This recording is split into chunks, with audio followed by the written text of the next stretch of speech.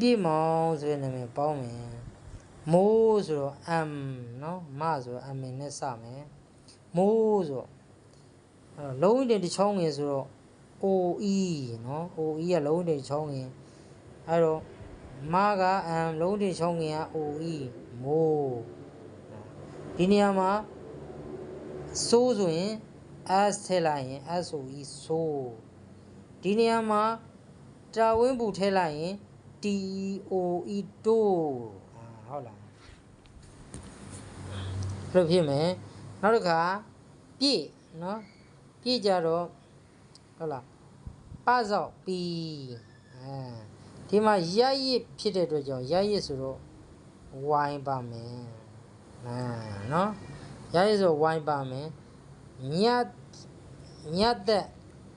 ညအသက်ညရဲ့အသက်ရဲ့အောက်ကမြင်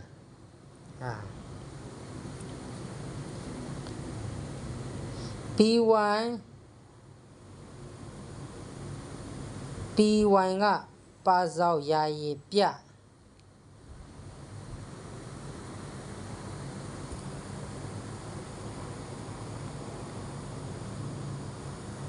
PY AE ပြည့်နော် PY ပြညသက်ညအသက်အောက်ကမြင်က AE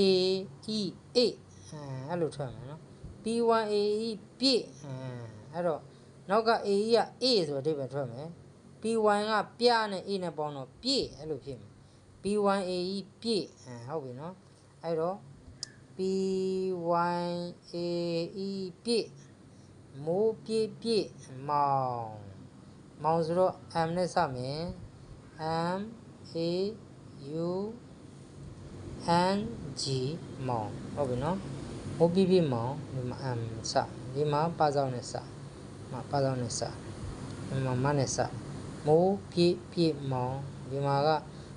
မောင်ဆိုတဝေထိုးရေးချာငတ်တဲ့ဆို AUNG နော် UNG က